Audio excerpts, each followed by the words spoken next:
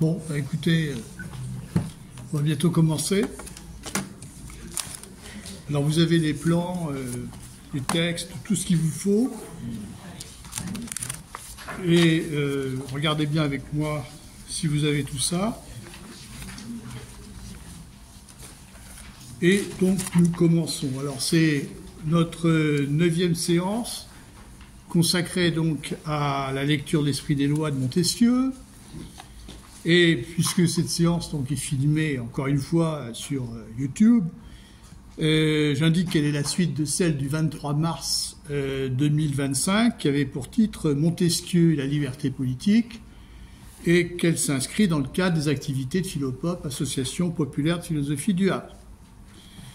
Alors, nous avons principalement consacré la séance du 23 mars à une lecture du livre 11. Et nous avons à peine abordé le livre 12. Alors, il s'agira aujourd'hui de lire ce livre 12 de manière plus approfondie, en lui ajoutant quelques chapitres du livre 6. Les livres 6 et 12 ayant pour objet commun la question de la justice pénale et de l'administration des peines. Alors, le problème sera à nouveau de voir comment garantir la liberté politique, non plus cette fois en protégeant le citoyen de l'abus de pouvoir, mais en le protégeant de l'arbitraire qui peut résulter de l'institution judiciaire et des lois pénales. Alors, pour clarifier les choses, il me paraît d'abord utile de faire quelques rappels pour montrer par quel cheminement Montesquieu est conduit à poser le problème que nous allons aborder. Comme en témoignent les titres des livres 11 et 12, la liberté politique est leur fil directeur. Ainsi, le livre 11 traite des lois qui forment la liberté politique dans son rapport avec la Constitution, c'est le titre, hein, et le livre 12, des lois qui forment la liberté politique dans son rapport avec le citoyen. Il est donc question d'aborder la liberté politique sous deux angles différents. Sous l'angle de ce que Montesquieu appelle le droit politique, ce que nous appelons nous le droit constitutionnel, c'est-à-dire au fond les lois fondamentales qui forment la structure d'un gouvernement et qui agencent ses pouvoirs. Ça, c'est l'objet du livre 11 que nous avons lu. Puis, sous l'angle du droit civil, c'est-à-dire des lois qui organisent les rapports entre les citoyens au sein de l'État, et c'est précisément l'objet du livre 12.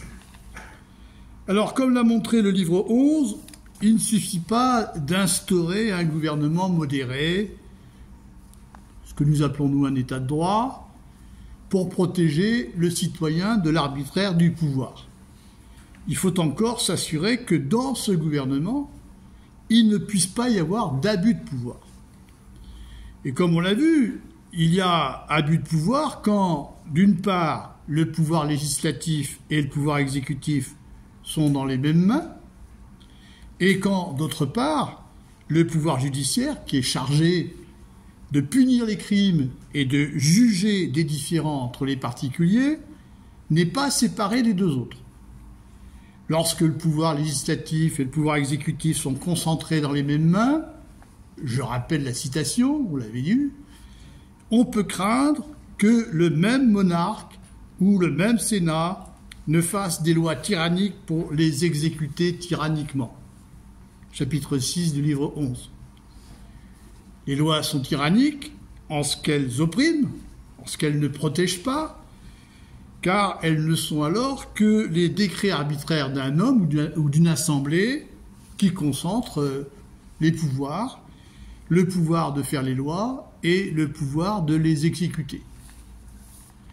Et quand le pouvoir judiciaire n'est pas séparé du pouvoir législatif ou du pouvoir exécutif, eh bien on peut craindre encore que les lois édictées soient des lois discriminatoires, conçues seulement en vue d'être appliquées à des cas particuliers, ou que les décisions des juges soient destinées à punir des hommes jugés coupables par avance.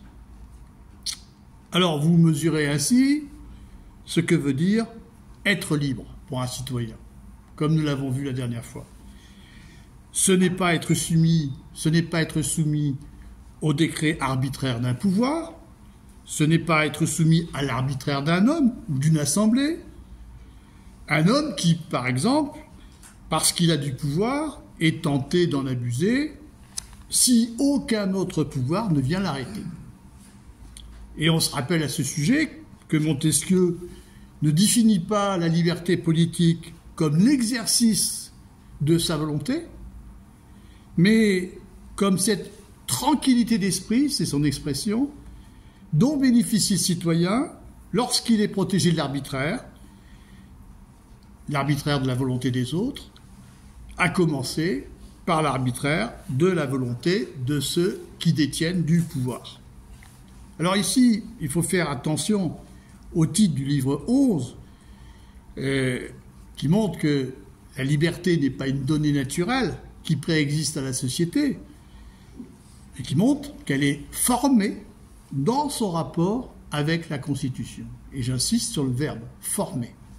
Autrement dit, elle résulte de la Constitution, elle en est le produit, car celle-ci, en divisant le pouvoir et en arrêtant le pouvoir par le pouvoir, permet aux citoyens de ne pas craindre un autre citoyen, à commencer par les gouvernants.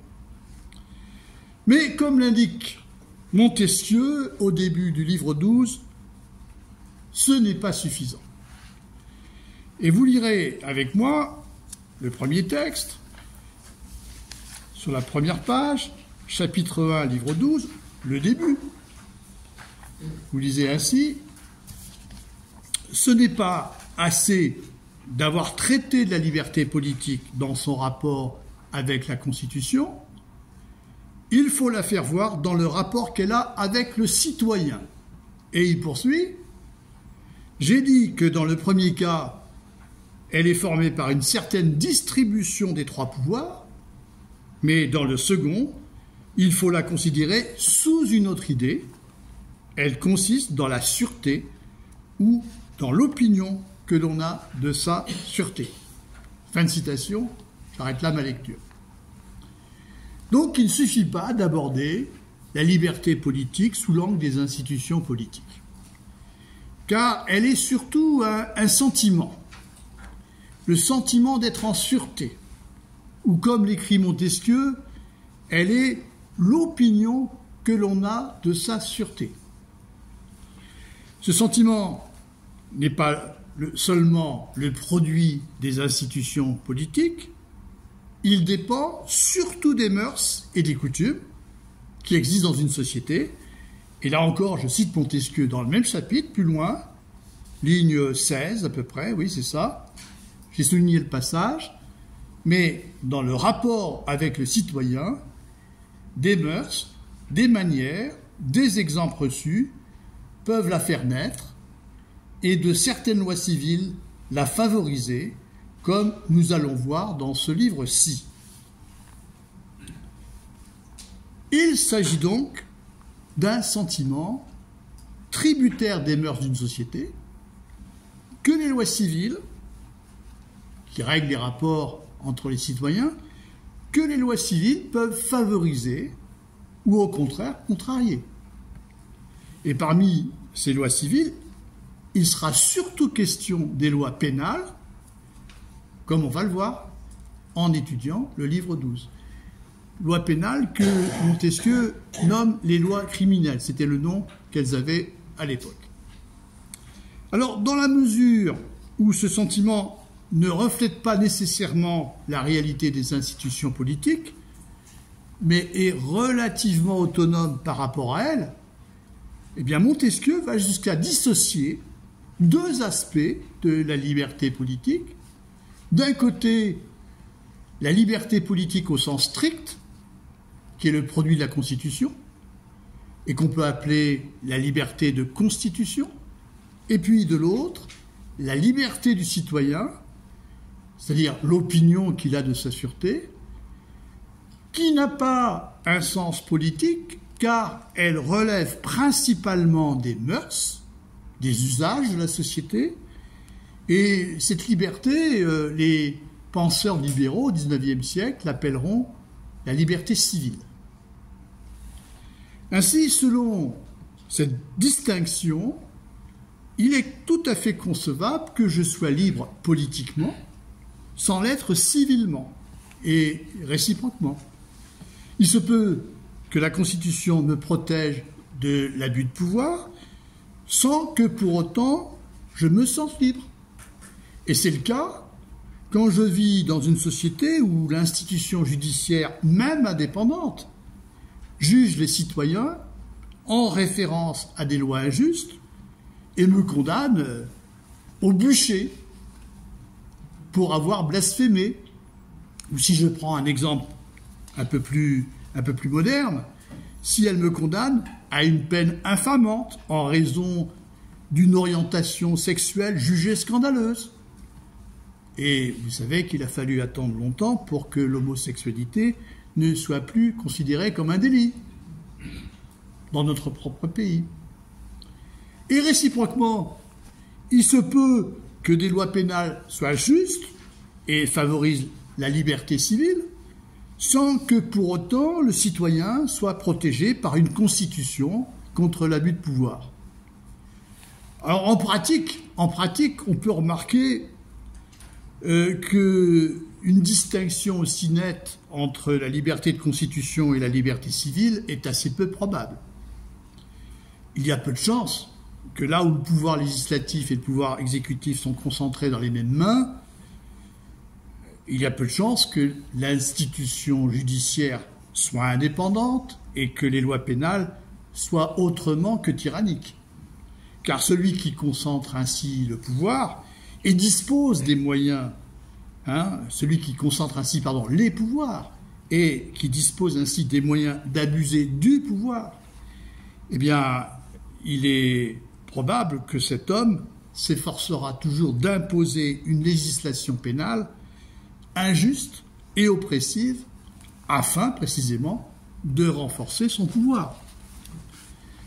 Mais s'il est peu probable qu'on puisse dissocier en pratique les deux dimensions de la liberté, il importe de les distinguer pour clarifier le problème qui va suivre et l'énoncer en toute rigueur. Ainsi, voilà comment on peut le formuler. S'il ne suffit pas de faire cesser l'arbitraire qui résulte de l'abus de pouvoir pour protéger la liberté du citoyen, s'il faut encore faire cesser l'arbitraire qui résulte des procédures et des lois pénales, comment éviter cet arbitraire? Comment faire pour que ces procédures, ces lois pénales soient justes et favorisent la liberté du citoyen? Comment protéger vraiment la sûreté du citoyen? Voilà le problème. Et pour Montesquieu, le problème de l'arbitraire des lois pénales est plus important encore que celui de l'abus de pouvoir. Contrairement à la lecture que l'on fait ordinairement de son œuvre, qui privilégie la lecture du livre 11. Puisque, je cite Montesquieu, dans le chapitre 2 de la liberté du citoyen, regardez le deuxième paragraphe, cette sûreté n'est jamais plus attaquée que dans les accusations publiques ou privées. C'est donc de la bonté des lois criminelles que dépend principalement la liberté du citoyen. Donc, vous voyez, ce passage est très important. Alors, deux remarques tout de même.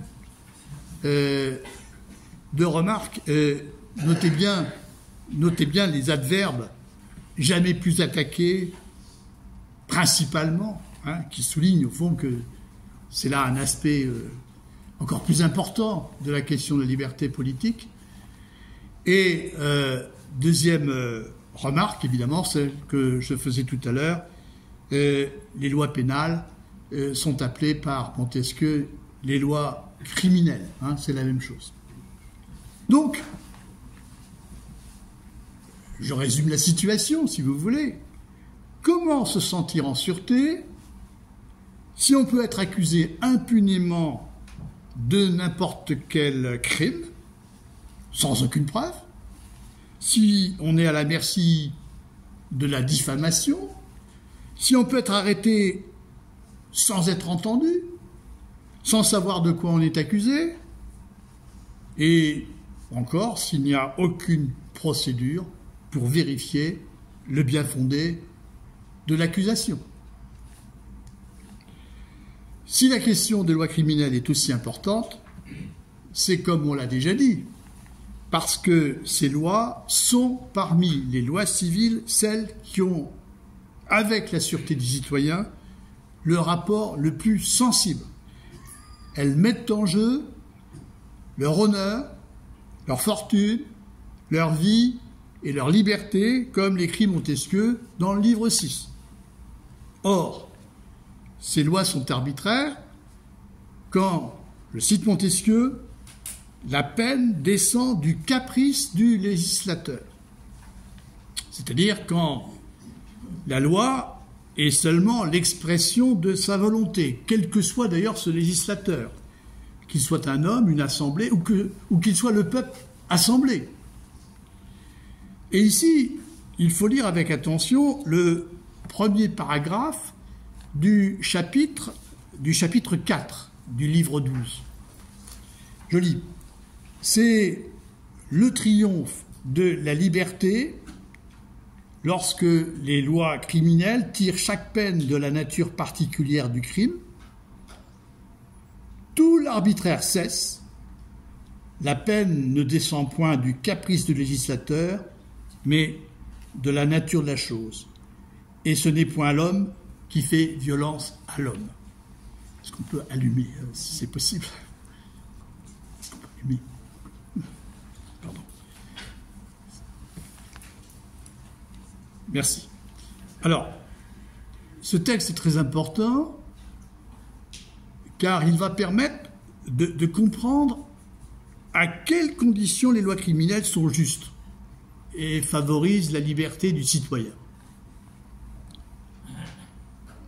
Qu'est-ce qui fait que les lois criminelles sont des lois dignes de ce nom? Non pas le fait qu'elles sont simplement décidées, instituées par le législateur, de véritables lois ne se réduisent pas au commandement d'une volonté qui impose son arbitraire à une autre volonté. Si c'est le cas, on n'a affaire qu'à un rapport de violence. Comme dit Montesquieu, c'est l'homme qui fait violence à l'homme. Donc les lois criminelles ne sont vraiment des lois que lorsqu'elles établissent un rapport nécessaire entre chaque peine et la nature particulière du crime auquel elles se rapportent. C'est-à-dire que lorsque la peine est dérivée de la nature particulière du crime. Cela suppose que la nature particulière du crime soit d'abord clairement définie et qu'il y ait ensuite un rapport de proportionnalité entre la peine et la gravité du crime. Ainsi, les lois criminelles ne sont vraiment des lois que lorsqu'elles sont établies à partir de la seule considération de la nature de la chose à laquelle elles s'appliquent. Et comme on peut le voir, cette définition des lois criminelles ne fait pas exception à la définition générale des lois qui est énoncée au tout début de l'Esprit des lois, premier chapitre, livre 1. Je vous la rappelle, je vous l'ai photocopiée, elle se trouve page 1, en haut. Les lois, dans la signification la plus étendue, je reprends, excusez-moi. Les lois, dans la signification la plus étendue, sont les rapports nécessaires qui dérivent de la nature des choses. Alors, que montre cette définition? Eh bien que les lois, quel que soit leur domaine, physique, moral, juridique, les lois sont des rapports nécessaires, qui, à ce titre, sont pleinement intelligibles, puisque les lois ont toutes une raison d'être, que l'on peut comprendre, que l'on peut connaître. Ainsi, les lois criminelles sont des lois en ce qu'elles établissent un rapport nécessaire entre le crime et la peine. Les peines sont dérivées de la nature des crimes. Et voyez que cette conception de la loi qui est fondée sur la nature des choses interdit par conséquent de réduire les lois criminelles à la seule déclaration de la volonté du législateur. Et quand bien même la Constitution serait libre et éviterait l'abus de pouvoir, il ne suffit pas que les lois criminelles soient établies par un parlement légitime, qui légifère, et non pas par un despote, qui entraîne tout par ses caprices. Il ne suffit pas que les lois criminelles soient établies par un parlement pour qu'elles soient véritablement des lois. Ça ne suffit pas. Et si on se souvient bien de la lecture aussi de ce premier chapitre du livre 1, rappelez-vous, les lois positives, c'est-à-dire les lois instituées par des législateurs, et les lois criminelles sont des lois positives. Eh bien, les lois positives ne sont justes que si elles mettent en œuvre ce que Montesquieu appelle des rapports d'équité. Vous vous souvenez de ce point? Ces rapports d'équité, je rappelle, sont des règles de justice que l'homme n'invente pas, car il les découvre dans son intelligence, pas plus d'ailleurs qu'il n'invente l'idée de cercle, qu'il découvre également dans son intelligence. Et ici, il vaut la peine de relire ce que disait Montesquieu dans le premier livre sur ces fameux rapports d'équité. Première page, à gauche, en haut, regardez bien, je lis. Dire qu'il n'y a rien de juste ni d'injuste que ce qu'ordonnent ou défendent les lois positives, c'est dire qu'avant qu'on eût tracé de cercle, tous les rayons n'étaient pas égaux. Il faut donc avouer des rapports d'équité antérieurs à la loi positive qui les établit. Autrement dit, celui qui vient vous raconter que les lois criminelles sont justes parce que le législateur les a instituées, parce que le législateur en a décidé, eh bien, dit quelque chose d'aussi absurde que celui qui soutiendrait que celui qui trace un cercle au tableau a inventé l'idée de cercle. Ça revient au même. Les lois criminelles ne sont pas justes du fait d'être instituées, mais elles sont justes seulement dans la mesure où elles mettent en œuvre un rapport d'équité, une règle de justice qui préexiste à leur institution et qui se trouve dans l'intelligence humaine.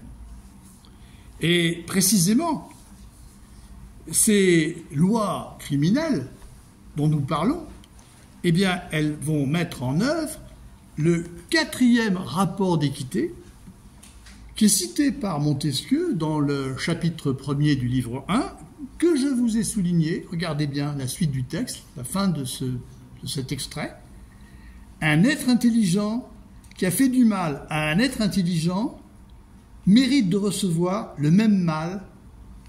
Voilà le rapport d'équité dont il est question. Je le reprends. Un être intelligent qui a fait du mal à un être intelligent mérite de recevoir le même mal. Évidemment, cela exigera une explication. Ainsi, en tout cas, selon ce rapport d'équité, il est juste que la peine soit proportionnée au crime. C'est-à-dire que le mal de la peine soit équivalent au mal du crime. Et qu'elle soit d'autant plus sévère que le crime est grave.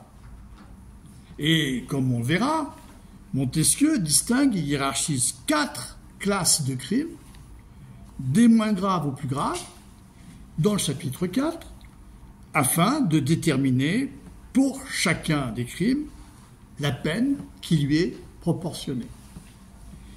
Dès lors, vous comprenez que le problème essentiel pour Montesquieu, c'est celui du fondement des règles d'exercice de la justice pénale. Et par là, il se démarque des philosophes du contrat social dont je vous ai déjà souvent parlé. Philosophes du contrat social comme, avant lui, Thomas Hobbes, grand philosophe anglais qui a écrit le Léviathan en 1651, et comme après lui, Jean-Jacques Rousseau, qui écrira le contrat social en 1762. On peut les appeler philosophes du contrat social, de manière générique, parce que pour eux, au fond, le problème essentiel, vous allez le voir, c'est celui du fondement du droit de punir. Au fond, le problème pour eux, c'est le suivant. Qu'est-ce qui autorise le souverain? Le souverain, c'est l'autorité politique qui commande et qui décide des lois. Qu'est-ce qui autorise le souverain à punir? Étant entendu que cette autorité est instituée et fondée par un pacte social. C'est-à-dire que les hommes se sont engagés par un pacte social à s'en remettre à son autorité. Voilà le problème posé par ces philosophes. Quelle que soit par ailleurs la conception différente qu'ils se font de ce pacte social et de la nature du souverain. Or, vous allez voir, ce n'est pas de cette manière que Montesquieu aborde la justice pénale. Contrairement à ces philosophes, pour lesquels la finalité des lois pénales se rapporte à la défense du souverain, contrairement à ces philosophes, Montesquieu rapporte la finalité des peines à la liberté du citoyen. Et c'est ce que nous allons bien comprendre. Les lois pénales, lois criminelles, visent à favoriser la liberté du citoyen. C'est le verbe qu'il a déjà employé. Comme l'indique donc le chapitre, d'ailleurs, le titre du chapitre 4 du livre 12. Je lis le titre du chapitre 4 du livre 12, regardez bien, que la liberté est favorisée par la nature des peines et leur proportion. Alors, vous voyez que en mettant l'accent sur le citoyen dont il faut assurer la protection et non plus sur le souverain, celui qui commande et qui légifère, eh bien Montesquieu va ouvrir une perspective nouvelle qui lui permet d'examiner la justice pénale comme jamais on l'avait fait auparavant. Et avant d'aborder les lois criminelles, ce qu'il appelle la nature des peines et leurs proportions, dans le chapitre 4, il examine d'abord au chapitre 2 et 3 la procédure pénale qui conduit à une accusation. Alors j'ai un peu abordé cette question lors de la séance précédente. Je ne reviendrai pas sur ce que je vous en ai dit, mais je soulignerai quelques points importants que je n'ai pas abordés. Rappelons-nous qu'il faut, comme l'écrit Montesquieu, des règles sûres dans les jugements criminels. Des règles sûres qui permettent d'éviter le châtiment d'un innocent, qui garantissent, comme on dit aujourd'hui, la présomption d'innocence. Et dans le chapitre 2, Montesquieu montre qu'on peut lire l'histoire du droit pénal comme celle d'un lent perfectionnement auquel plusieurs peuples ont contribué, les Grecs anciens, les Romains, puis les Francs, et les uns et les autres ont permis d'améliorer les procédures d'enquête. Ainsi, ce n'est que très lentement et très progressivement dans l'histoire qu'on vit apparaître des lois exigeant qu'on entende l'accusé, qu'on sanctionne le faux témoignage, ou encore qu'on fasse appel à 2 témoins au moins. Oui, il a fallu un certain temps pour que tout cela se mette en place. En tout état de cause, Un homme ne peut se sentir en sûreté s'il vit dans une société où on peut être accusé à tort d'un crime. D'où l'importance de cette formule que je vous avais citée, mais que je reprends au chapitre 2, je l'ai souligné, quand l'innocence des citoyens n'est pas assurée, la liberté ne l'est pas non plus. Alors, dans un État despotique, et vous savez que Montesquieu prend souvent l'exemple de l'État turc de son époque, dans un État despotique où on ne fait pas grand cas de l'honneur, de la vie et de la liberté des hommes, on ne s'embarrasse d'aucune procédure rigoureuse, on n'a aucun souci de la vérité et on juge de manière expéditive. Et comme le montre également Montesquieu, d'ailleurs cette fois-ci dans le livre 6, il serait dangereux, dit-il, il serait dangereux que l'on y eût des passions de plaideur. Plaider la cause d'un homme que l'on croit innocent, sans faire l'avocat, c'est en effet prendre le risque d'être menacé et d'être assassiné dans un tel régime. Dans un État modéré, à l'inverse, c'est-à-dire dans un État où on a, normalement, le souci de protéger la liberté des citoyens, l'homme qui est accusé d'un crime, même le plus grave, n'est pas d'emblée traité comme un coupable. Il n'est pas d'emblée traité comme un individu déchu de son statut de citoyen. Il garde ce statut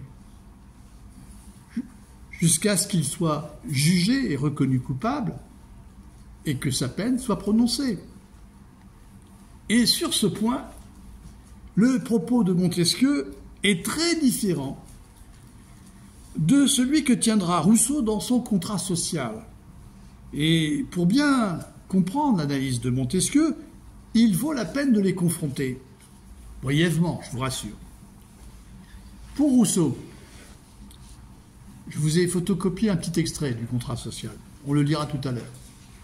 Pour Rousseau, un assassin est par son crime un citoyen qui sort de la citoyenneté et se constitue en ennemi de l'État. Son crime est comme une déclaration de guerre contre le souverain. Et le souverain, pour Rousseau, c'est le peuple assemblé. Dès lors, le souverain a légitimement le droit de se défendre contre lui en lui donnant la mort. Alors, ce n'est pas le souverain, le peuple assemblé qui la lui donnera, c'est le gouvernement, l'exécutif qui agira en son nom. Et je cite ici un extrait du chapitre 5 du livre 2 du Contrat social, qui est très clair et que je vous ai photocopié, page 2, en bas à droite.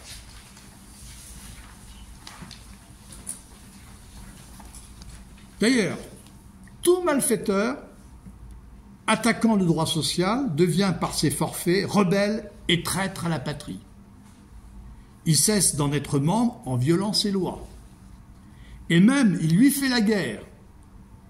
Alors la conservation de l'État est incompatible avec la sienne. Il faut qu'un des deux périsse. Et quand on fait mourir le coupable, c'est moins comme citoyen que comme ennemi. Les procédures, le jugement sont les preuves et la déclaration qu'il a rompu le traité social et par conséquent qu'il n'est plus membre de l'État. Or, comme il est reconnu tel, tout au moins par son séjour, il doit en être retranché par l'exil comme infracteur du pacte ou par la mort comme ennemi public. Car un tel ennemi n'est pas une personne morale, c'est un homme et c'est alors que le droit de guerre est de tuer le vaincu.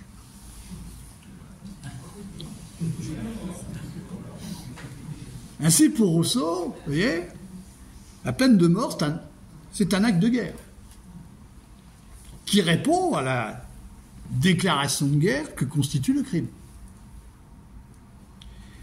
On est donc dans une logique de guerre où la conservation de l'État implique la destruction de l'ennemi qui le menace. Ou c'est toi ou c'est moi.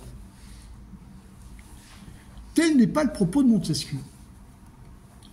La peine de mort n'est pas pour lui un acte de guerre du souverain contre le criminel, mais, comme il le dit à la fin du chapitre 4, page 2, vous verrez, vers la fin, la peine de mort est comme le remède de la société malade. Hein, ça se trouve, donc, page 2, en bas, à gauche. Vous voyez, j'ai souligné même le passage, je crois. La peine de mort est comme le remède de la société malade, ligne 86. Ainsi, la peine de mort a une vertu prophylactique. Elle rétablit la santé d'une société qui est affectée par l'un de ses membres. Mais selon cette métaphore, le criminel condamné à mort n'est pas extérieur à la société. Ce n'est pas un ennemi. Il en est un membre dont elle doit se séparer pour sa sauvegarde. Mais en aucun cas, on ne sort du registre du droit. Et pour mieux éclairer le statut du criminel condamné à mort, Montesquieu le compare à celui de l'esclave dans le livre 15 qui est justement consacré à la question de l'esclavage. Et là, je vous ai encore photocopié ce passage. Il se trouve juste avant l'extrait de Rousseau, livre 15, chapitre 2. Je vous lis ce court extrait. « Ce qui fait que la mort d'un criminel est une chose licite, c'est que la loi qui le punit a été faite en sa faveur. Un meurtrier, par exemple, a joui de la loi qui le condamne. Elle lui a conservé la vie à tous les instants. Il ne peut donc pas réclamer contre elle. » J'arrête là ma lecture. Vous voyez que le criminel, qui est condamné à mort, ne l'est pas comme un ennemi. Il est condamné à mort en raison de la loi qu'il a jusqu'ici protégée.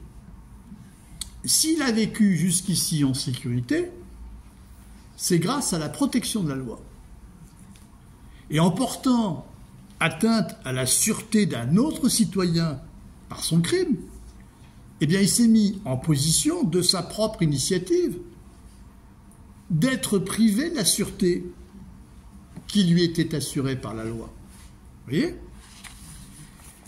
Loin donc d'être un acte de guerre qui exclut le criminel de la société, la peine de mort le fait au contraire entrer dans une logique de réciprocité juridique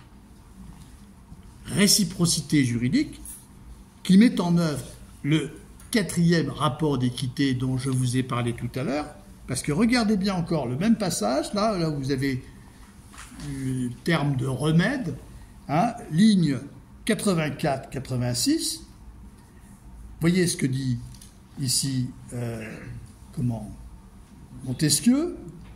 Un citoyen mérite la mort lorsqu'il a violé la sûreté au point qu'il a ôté la vie ou qu'il a entrepris de l'ôter, et ensuite, cette peine de mort est comme le remède de la société malade.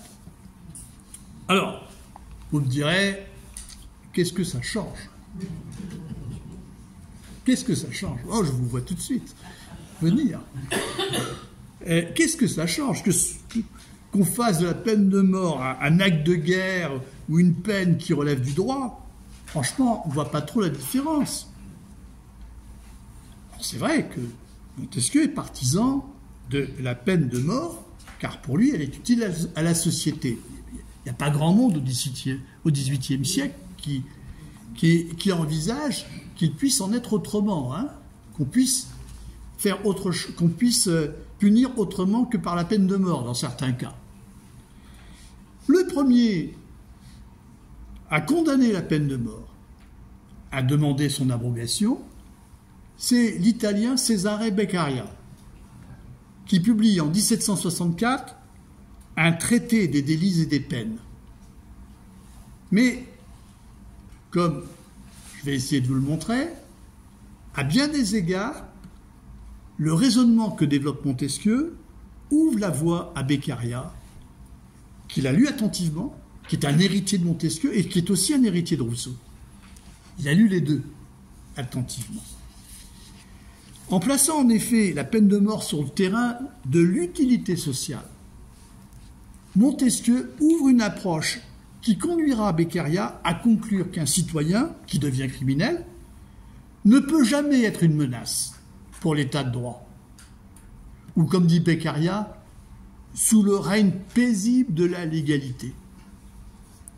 Ainsi, Beccaria conclura non seulement que la peine de mort est inutile, mais en plus qu'elle n'est absolument pas dissuasive. Et pire, qu'elle est nuisible par l'exemple de la cruauté qu'elle donne aux hommes. Et j'ajouterai qu'en se plaçant sur le terrain de l'utilité sociale, Montesquieu ne fiche pas les choses. Rien n'exclut, selon son raisonnement, qu'une société ne soit pas amenée un jour à abroger la peine de mort, s'il lui apparaît que sa suppression est préférable, pour sa bonne santé. Parce que pour Montesquieu, le législateur ne légifère pas dans l'absolu, mais toujours en rapport avec un certain état des mœurs qui existe dans une société donnée. Et ces mœurs peuvent changer. La peine de mort qui était autrefois plébiscitée, elle peut devenir insupportable à la sensibilité des hommes. Alors cela, si on l'abroge, cela n'empêchera pas de punir les crimes contre la sûreté toujours plus que les autres, bien sûr, mais on les punira autrement.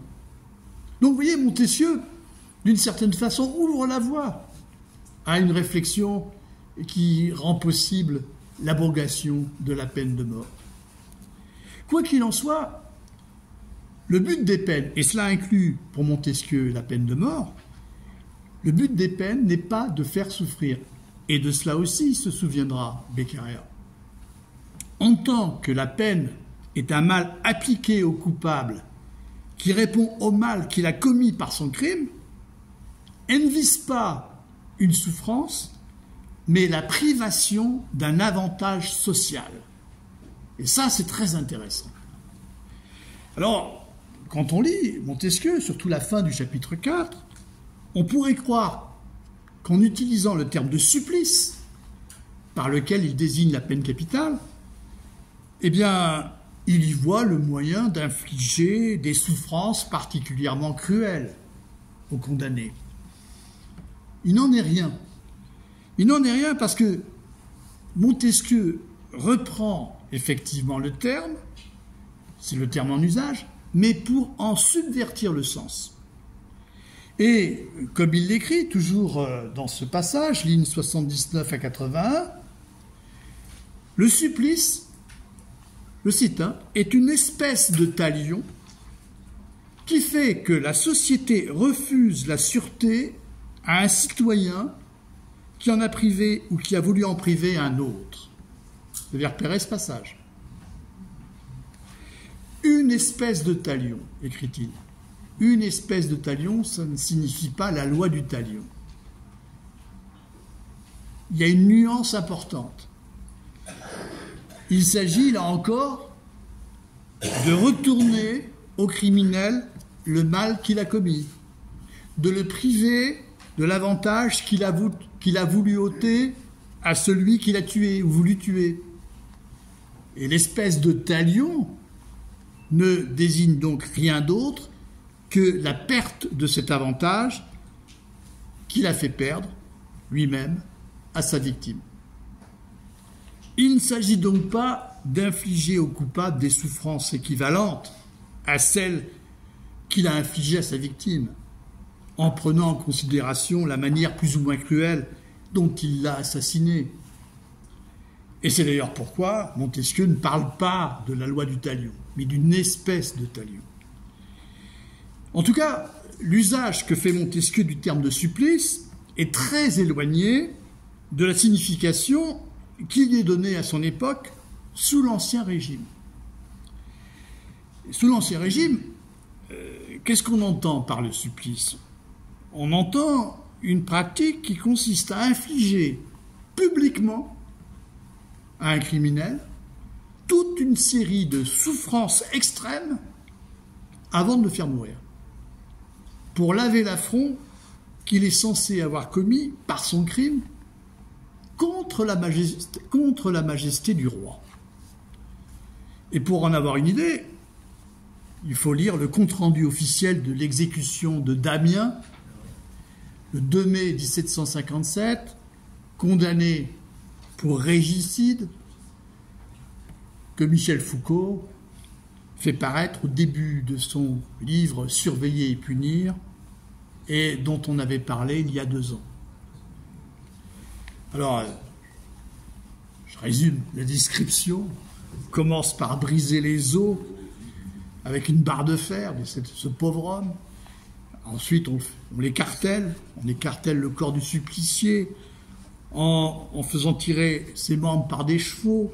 Et une fois le corps démembré, pris avec de grandes souffrances, eh bien, on jette les membres dans un bûcher.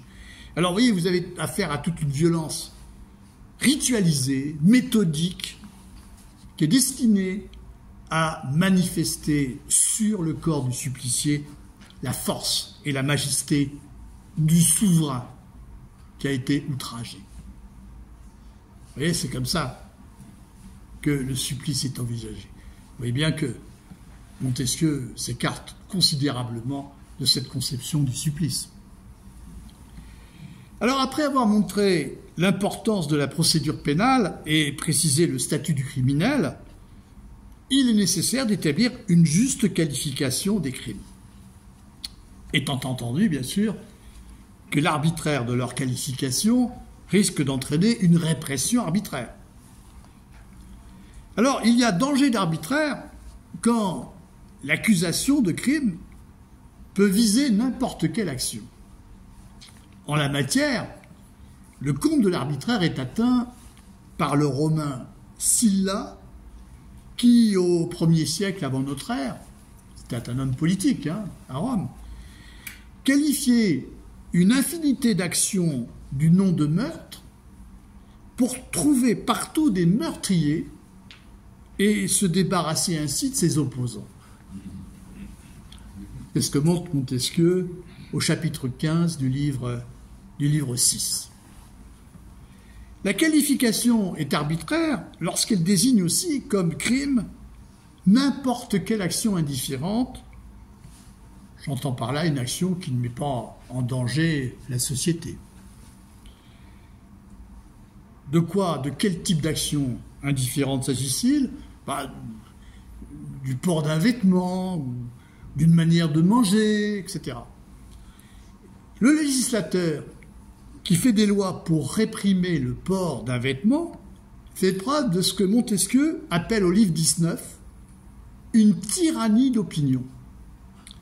Et il donne l'exemple de Pierre Ier de Russie, qui prétend faire interdire par la loi le port de la barbe, et je cite encore, les longues robes de ceux qui entraient dans les villes, parce qu'il trouve que ce sont là des usages d'un peuple arriéré, qu'il voudrait en quelque sorte occidentaliser. Le verbe n'est pas de Pierre Ier, mais on devine l'idée, si vous voulez. Il voudrait que les Russes soient pleinement des Européens, et pas des Orientaux, si vous voulez. Voilà son souci. Or, il est toujours dangereux de contraindre les usages par les lois. Si on veut les changer, il est préférable de procéder par des exemples et de réserver les sanctions pénales aux actions qui seules mettent vraiment en cause la tranquillité et la sûreté des citoyens.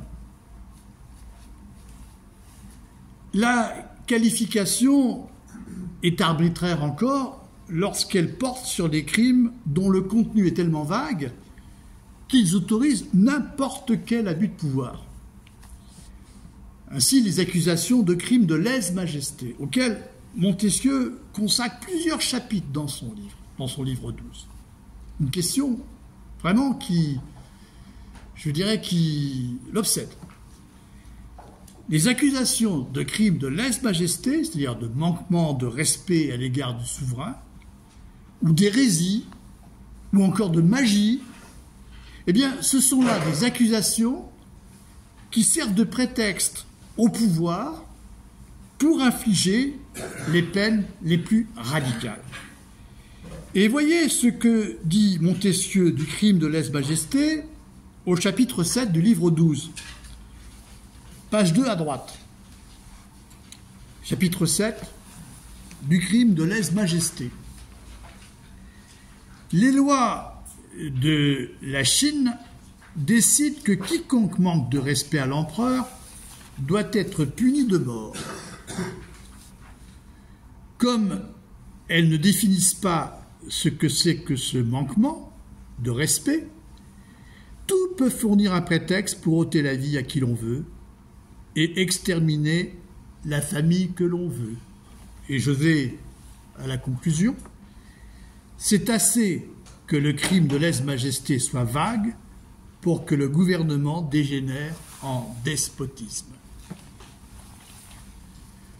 Alors, Montesquieu parle de l'empereur de Chine. C'est commode, il est très loin. Mais on sait qu'il brûle d'envie d'évoquer les lettres de cachet par lesquelles le monarque absolu français fait enfermer au cachot, jusqu'à nouvel ordre, ceux qui le gênent ou qui s'opposent à lui, au prétexte d'un crime de lèse-majesté. Mais ça démange, hein, mais la prudence retient sa plume. Quand il parle de l'Orient, c'est souvent pour parler indirectement de la France. Hein. Enfin, comme il le précise encore, pour échapper à l'arbitraire, la qualification de crime doit porter seulement sur des actions observables et ne peut concerner en conséquence des intentions ou des pensées.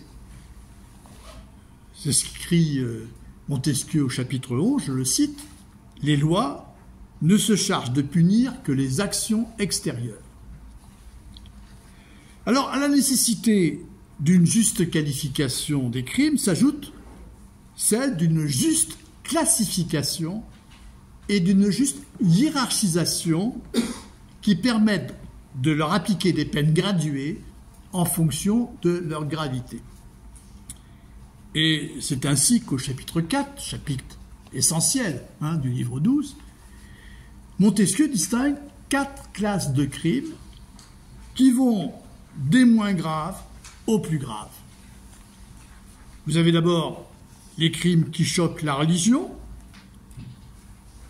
ceux qui choquent les mœurs,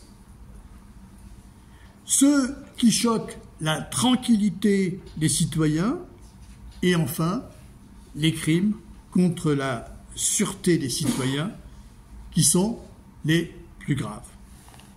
Alors, pourquoi, me direz-vous, pourquoi classer les crimes afin de les identifier? Pourquoi ne pas tout simplement les appréhender dans leur singularité et ne pas en juger au cas par cas? Eh bien parce que procéder de cette manière, cela reviendrait à les appréhender en fonction de l'effet que leur événement produit immédiatement sur l'opinion. Et la peine consisterait alors en une riposte passionnelle à cet événement qui suscite toujours plus ou moins d'effroi. La peine risquerait alors de n'être qu'une réaction de vengeance, souvent démesurée à la violence qui a été commise par le criminel. Et comme le montre Montesquieu au chapitre 12 du livre 6, une loi criminelle faite dans l'urgence pour réagir à un crime et punir durement le criminel, eh bien, une telle loi est là surtout pour impressionner les esprits. Et ce n'est pas une loi qui dérive de la nature particulière du crime. C'est une loi qui est surtout chargée d'exprimer la dureté du législateur. Alors, Vous pouvez ici prendre la page 3 et lire avec moi la fin du chapitre 12 du livre 6, oui, c'est ça. Regardez bien le dernier paragraphe, là, celui que j'ai photocopié, puis il y a encore une suite après. Hein. Souvent, un législateur, c'est ligne 42, hein, souvent, un législateur qui veut corriger un mal ne songe qu'à cette correction. Ses yeux sont ouverts sur cet objet et fermés sur les inconvénients. Lorsque le mal est une fois corrigé, on ne voit plus que la dureté du législateur. Mais il reste un vice dans l'État que cette dureté a produit. Les esprits sont corrompus, ils se sont accoutumés au despotisme. En voulant à tout prix corriger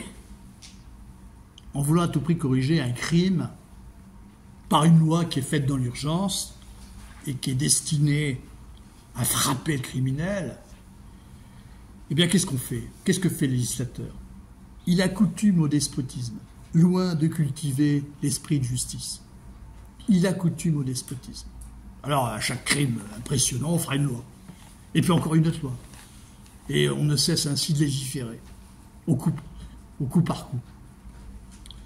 Alors, il est ici assez remarquable que la hiérarchie des crimes et des peines que Montesquieu présente au chapitre 4 soit en rupture avec l'ordonnance criminelle royale de 1670 qui sera en vigueur jusqu'à la Révolution française. Et Montesquieu s'en démarque sur deux points importants. Premier point, il articule une hiérarchie des peines à une hiérarchie des crimes, alors que l'ordonnance hiérarchise seulement des peines. Ainsi, par exemple, selon l'ordonnance, le juge n'applique pas une peine prévue par une loi pour sanctionner telle classe de crime, mais il exerce la puissance que le roi lui a déléguée. La puissance de juger, ainsi, n'est pas séparée de la puissance législative. Le juge est dans la position d'un législateur qui apprécie arbitrairement au cas par cas. Classer et hiérarchiser les crimes, c'est au contraire faire prévaloir la loi contre l'appréciation des juges. Dès lors, la gravité des crimes ne se mesure plus à partir de ce que décrète la puissance du souverain, mais elle se mesure à partir de la sûreté des citoyens, qui devient l'étalon à partir duquel se mesurent désormais tous les crimes.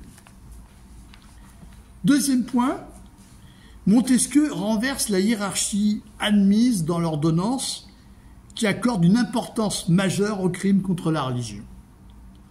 Dans l'Ancien Régime, le monarque est le garant, de manière indissociable, et de l'unité politique et de l'unité religieuse de son royaume. Ainsi, les tribunaux royaux imposent les peines les plus sévères à ceux qui commettent le crime de blasphème ou celui d'hérésie. Or, que fait Montesquieu dans ce chapitre 4? Non seulement il considère les crimes contre la religion comme les crimes les moins graves, mais il les soustrait à la législation de l'État. Il les dépénalise. Et ici, Montesquieu fait preuve d'une audace qui lui vaudra d'être violemment critiqué par les autorités théologiques et religieuses de son temps et qui aboutira à la mise à l'index de son ouvrage. Alors, voyons les choses de plus près. Je vais mettre un peu plus de lumière parce qu'on ne voit vraiment pas.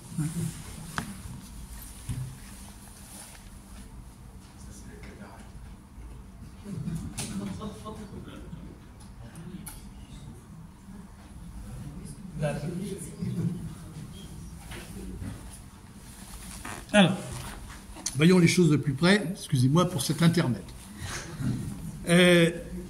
D'abord, que veut dire exactement Montesquieu par les crimes qui choquent la religion?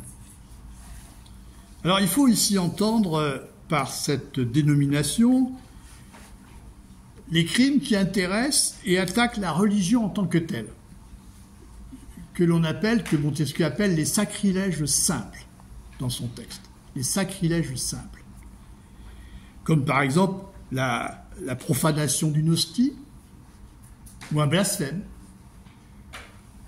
c'est-à-dire une offense faite à Dieu et à ses saints.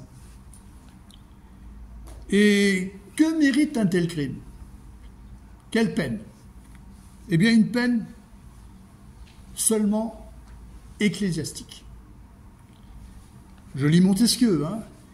Elle doit consister dans la privation de tous les avantages que donne la religion. Vous voyez, la peine, c'est toujours la perte d'un avantage, hein. Eh bien ici, elle doit consister dans la privation de tous les avantages que donne la religion. Parce que le criminel doit être exclu de la communauté des fidèles. Pour l'essentiel, au fond, sa peine est une peine d'excommunication. Alors, il ne faut pas confondre ces crimes qui attaquent la religion en tant que tels avec ceux qui en troublent l'exercice, avec ceux qui troublent l'exercice du culte, qui n'appartiennent pas, quant à eux, à la classe des crimes contre la religion. Car les crimes qui portent atteinte à l'exercice du culte sont soit des crimes qui troublent la tranquillité de l'État, crimes de la troisième catégorie, en termes de gravité, soit des crimes qui troublent sa sûreté. J'explique. Je vais prendre des exemples, si vous voulez. Perturber une procession religieuse, c'est un crime contre la tranquillité des citoyens. On dit aujourd'hui trouble à l'ordre public. Les croyants d'une religion ont le droit de faire tranquillement ce que la loi leur permet, c'est-à-dire d'exercer leur culte. En tout cas, en France, jusqu'à la Révolution, il n'y avait qu'un seul culte qui était autorisé. Rappelons-le tout de même. En 1685, révocation de l'édit de Nantes par Louis XIV.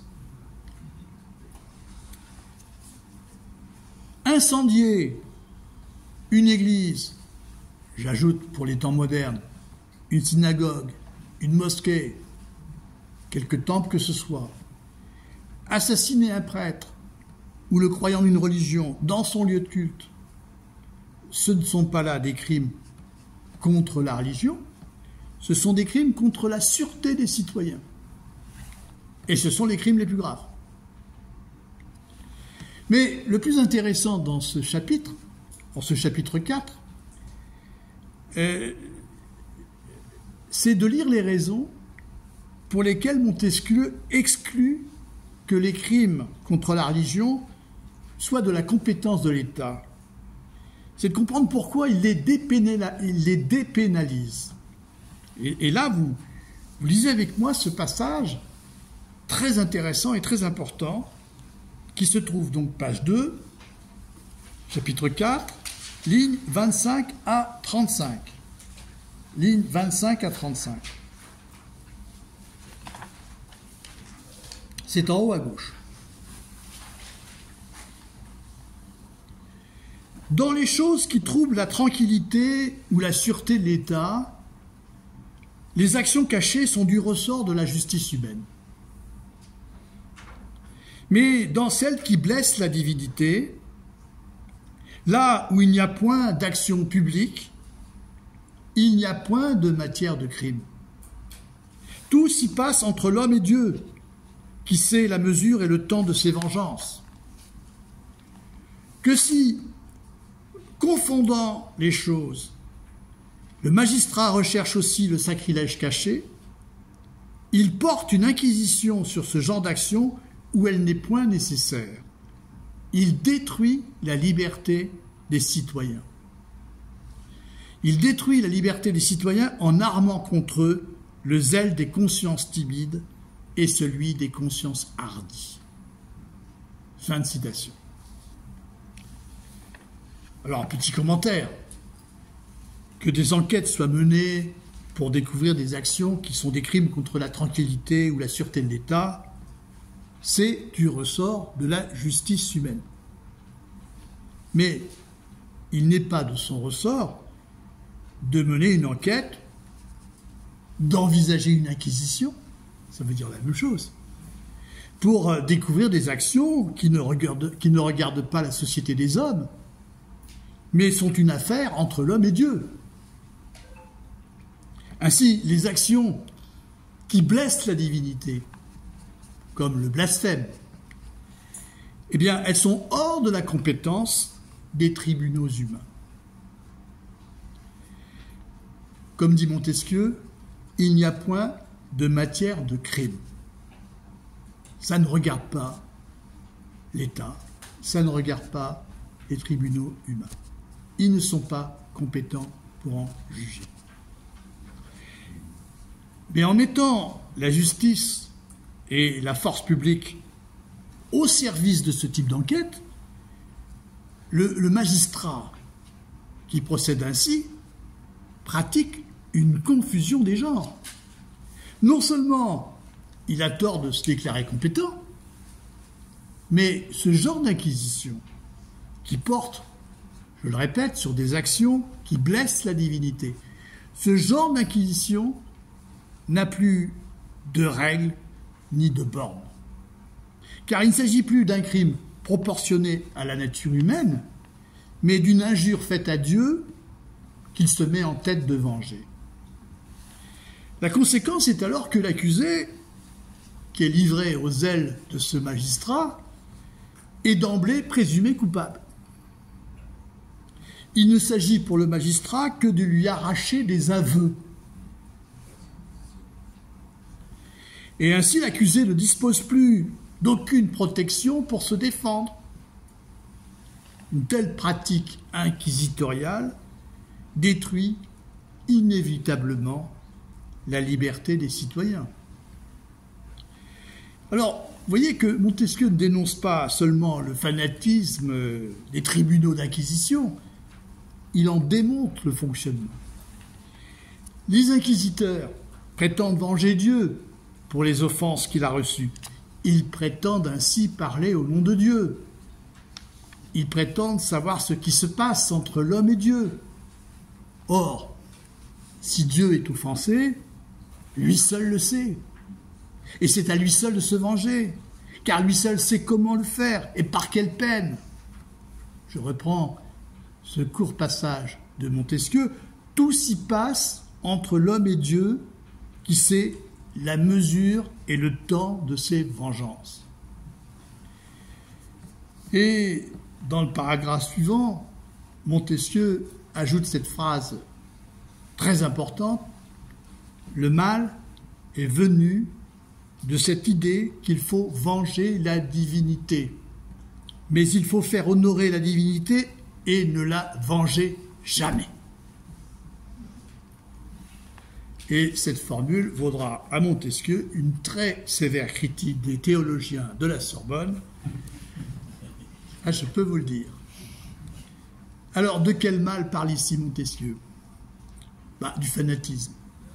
Du fanatisme, précisément, qui est la prétention de venger Dieu et qui conduit à infliger aux hommes les pires supplices.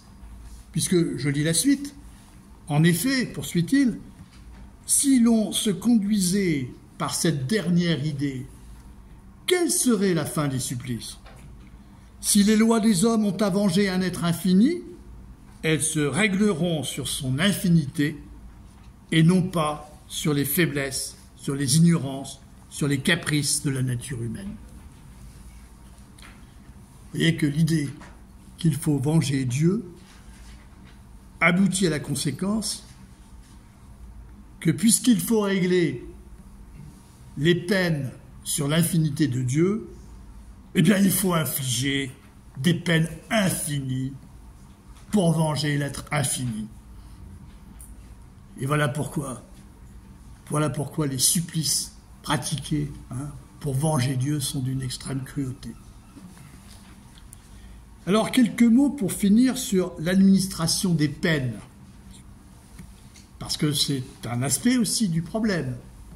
Comment quantifier ces peines? De quelle manière les envisager? Est-ce qu'il faut qu'elles soient douces ou qu'elles soient sévères? Eh bien, c'est le problème qui est abordé par Montesquieu dans son livre 6, la nécessité de proportionner les peines au crime ne relève pas seulement d'un principe de justice, elle vise aussi à limiter au maximum la criminalité. L'utilité sociale des peines, la question de leur efficacité dissuasive, eh bien, c'est une préoccupation constante chez Montesquieu. Alors, il s'agit bien sûr surtout pour lui d'endiguer la grande criminalité qui relève des crimes de la 4e classe, les crimes contre la sûreté. Et je lis Montesquieu, alors je n'ai pas photocopié ce passage, ça se trouve au chapitre 16 du livre 6, je lis ce passage. Il est essentiel que les peines aient de l'harmonie entre elles, parce qu'il est essentiel que l'on évite plutôt un grand crime qu'un moindre, ce qui attaque plus la société que ce qui la choque moins. Je relis peut-être ensemble. Il est essentiel que les peines aient de l'harmonie entre elles, parce qu'il est essentiel que l'on évite plutôt un grand crime qu'un moindre, ce qui attaque plus la société que ce qui la choque moins. Dans cet esprit, il s'agira donc moins de punir que de prévenir, d'éviter les grands crimes, surtout. Et de ce point de vue, une juste proportion entre les crimes et les peines peut avoir une finalité éducative en signalant à l'avance aux hommes à quelle peine ils s'exposent en commettant tel ou tel crime. Appliquer le même niveau de peine à un voleur et à un assassin revient à ne pas détourner les hommes de commettre des assassinats. Et si ça peut être plus efficace de voler en assassinant, on n'hésitera pas à assassiner. Donc pour que les peines aient vraiment une efficacité dissuasive, il faut surtout 2 choses. D'une part, il faut d'abord qu'elles soient inévitables pour ceux qui ont commis un crime. L'impunité est la pire des choses. L'impunité, dit Montesquieu, chapitre 12, livre 6, est la cause principale de tous les relâchements. Première chose. Deuxième chose, il faut que les peines soient proportionnées au crime, de telle sorte que le délinquant potentiel soit incité à ne pas commettre des délits ou des crimes, en évaluant les risques qu'il encourt, en considérant que ça n'en vaut pas la peine. Expression qui vient à point nommé. Donc le délinquant potentiel doit en quelque sorte se demander quels sont les avantages que je risque de perdre en commettant un délit ou un crime. Vous voyez, on va se fier à sa capacité de raisonner et d'envisager son intérêt en mettant en place, vous voyez, ce dispositif. Quant à la question de savoir s'il faut des peines douces ou sévères, Montesquieu montre d'abord que cela dépend du type de gouvernement dans lequel on se trouve. Et comme on l'a vu, un gouvernement despotique n'a pas de marge de manœuvre. Il est contraint de faire un usage maximal et constant de son principe, c'est-à-dire la crainte. Il est contraint de se faire craindre en permanence. Et c'est pourquoi les peines sont sévères.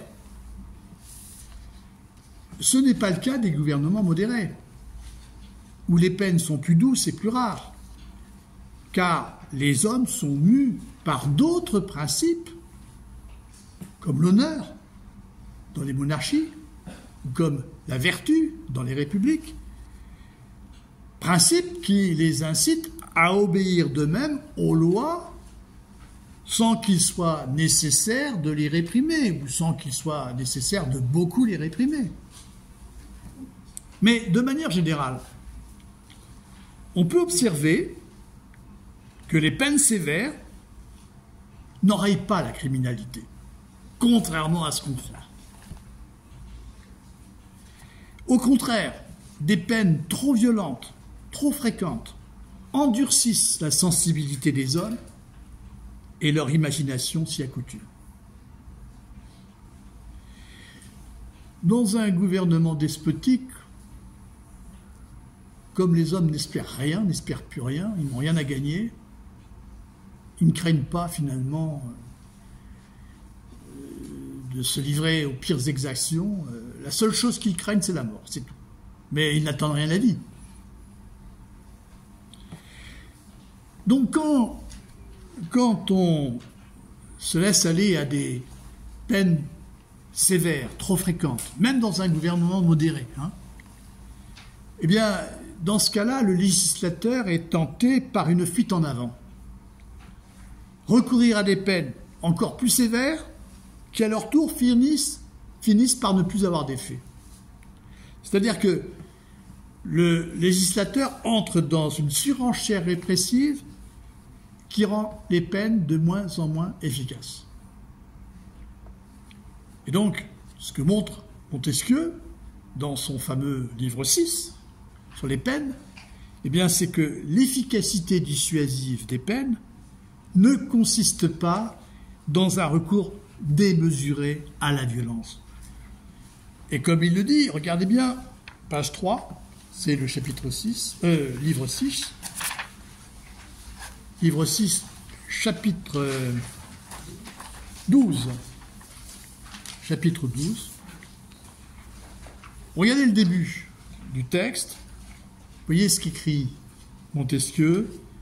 L'expérience a fait remarquer que dans les pays où les peines sont douces, l'esprit du citoyen en est frappé, comme il l'est ailleurs par les grandes. Et de cette expérience, de cette observation, Montesquieu va tirer une leçon. Il va montrer que l'efficacité des peines repose sur un usage modéré, un usage économique des ressources de la sensibilité humaine.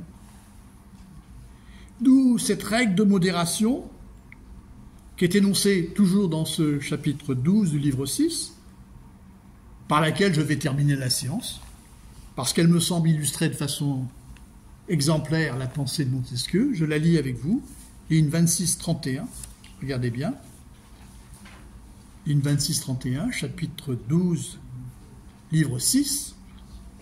Il ne faut point mener les hommes par des voies extrêmes, on doit être ménagé des moyens que la nature nous donne pour les conduire. Et on pourra peut-être réfléchir dans la discussion sur un ou deux exemples que donne à ce sujet Montesquieu. Je vous remercie de votre écoute.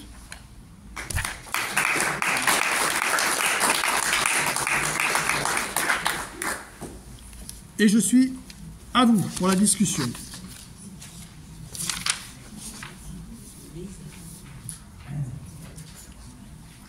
Oui ?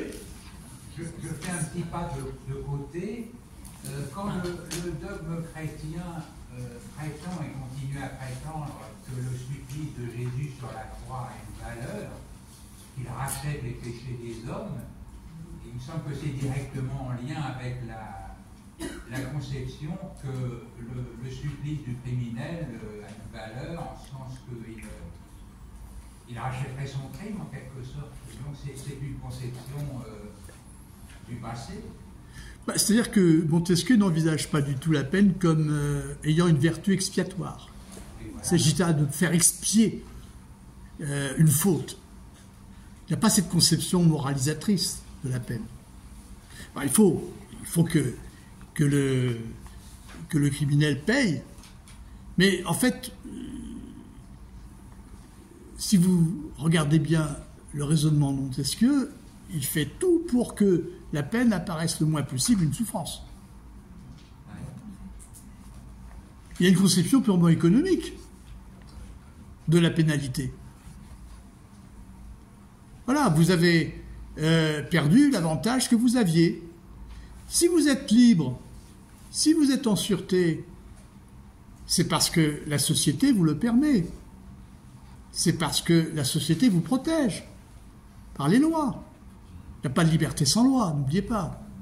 La liberté seule, ça n'existe pas. Ça, Montesquieu insiste sur ce point. La liberté, c'est un fait de société. Elle n'existe pas avant la société. Donc, si vous êtes libre et vous vous sentez en sûreté, c'est bien parce que vous bénéficiez d'une société qui vous protège et que vous vous sentez à l'abri de toute menace. Et si vous en prenez à la sûreté d'un autre homme, eh bien, écoutez, la société, effectivement, elle devra prendre des mesures pour se protéger. C'est essentiellement ça, la fonction de la peine. Elle a surtout pour but de protéger la société. Pas de faire expier le coupable, pas pour le faire souffrir, il ne s'agit pas de ça. Et les théologiens ont peut-être senti que justement ça mettait presque en cause le dogme chrétien. Alors, il y a deux choses concernant les théologiens. D'abord, ils n'admettent pas ce discours de Montesquieu qui consiste à dire que l'État n'a plus de compétences pour sanctionner les crimes contre la religion. Parce que, effectivement, pour les croyants de l'époque, pour les catholiques de l'époque, effectivement, l'Église doit être protégée par l'État. L'État a la mission, en quelque sorte, de protéger l'Église. Et l'État doit intervenir pour sanctionner sévèrement ceux qui commettent le péché de blasphème ou d'hérésie. Et je vous ai photocopié derrière le plan deux extraits d'ordonnances de Louis XIV et de Louis XV, où il montre que, effectivement, le rôle de l'État, c'est de protéger l'Église, et de veiller à ce que effectivement de tels crimes soient vraiment punis. Ça, c'est clair. Alors ça, effectivement, c'est assez choquant. De dire que l'État n'a plus à s'en mêler, c'est quelque chose de fort de café, si vous voulez. Alors, n'allons pas dire que Montesquieu est un philosophe laïque, ce serait se méprendre, même si ça va dans ce sens, même si effectivement il y a l'amorce d'une séparation de l'Église et de l'État, c'est vrai, dans son propos. Mais Montesquieu n'est pas pour autant un penseur de la tolérance civile, ni même, bien sûr, de la laïcité. C'est-à-dire que, si vous voulez, pour lui, la question de la tolérance, c'est une question qui s'envisage du point de vue de l'autorité, du gouvernant. C'est-à-dire que le gouvernant va tolérer au sens ancien du terme. Il va admettre qu'on puisse éventuellement pratiquer un culte qui n'est pas le culte dominant dans une société. Bon, si ça permet de préserver la paix civile, pourquoi pas? Pourquoi pas, vous voyez? Mais c'est en ce sens-là qu'il envisage la tolérance. Elle n'est pas envisagée au sens moderne comme le droit des individus de pratiquer le culte de leur choix. Non. Vous voyez?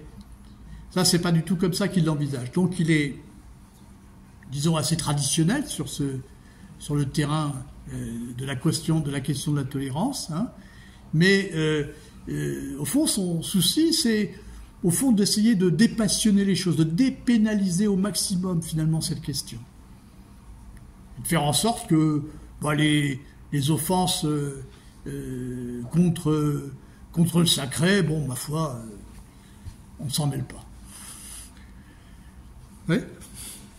Oui, justement, à ce propos-là, lorsqu'il y a des offenses contre le sacré, je pense par exemple aux caricatures de Charlie Hebdo, l'argument était non pas que c'était une attaque contre Dieu, mais une offense faite aux croyants. Ah oui. En ce sens-là, c'était une blessure faite aux croyants. Oui. Et là, ça rentrait plutôt dans les atteintes à la tranquillité. Est-ce que c'est un argument qui est... Alors non, c'est pas un argument que retiendrait Montesquieu, parce que les atteintes à la tranquillité, à la sûreté des citoyens, c'est, je sais pas, les entraves à l'exercice du culte. Alors vous empêchez quelqu'un d'exercer son culte. Voilà, je sais pas, ça c'est une contrainte que vous exercez contre lui. Par contre, évidemment, si vous voulez, la question que vous posez, elle est un peu anachronique. Parce que on n'envisage pas, à l'époque, franchement, des personnes s'exprimer pour dire le mal qu'ils pensent, par exemple, de la religion catholique. Vous avez intérêt à vous taire, hein, dans ces cas-là, à l'époque, hein, vous avez bien compris. Mais bon, Montesquieu, on sent bien, est un esprit libre, hein. Il n'est pas, il a vraiment de fortes réserves à l'égard de l'Église dominante, hein. Bon. Oui, mais là, il dit, les insultes faites à Dieu, regarde Dieu, et puis voilà. Il est assez grand pour se défendre. Voilà. C'était ce que disait Malka. Est-ce que l'argument, effectivement, d'une atteinte, non pas à Dieu, mais aux croyants, une blessure faite aux croyants, est un argument qui... C'est-à-dire que si, je vais aller pousser dans des retranchements, si dans ces caricatures, il n'y a pas une mise en cause du sacré de Dieu, mais disons des caricatures, des peintures qui peuvent avoir l'air effectivement racistes, on peut se poser comme question. Hein,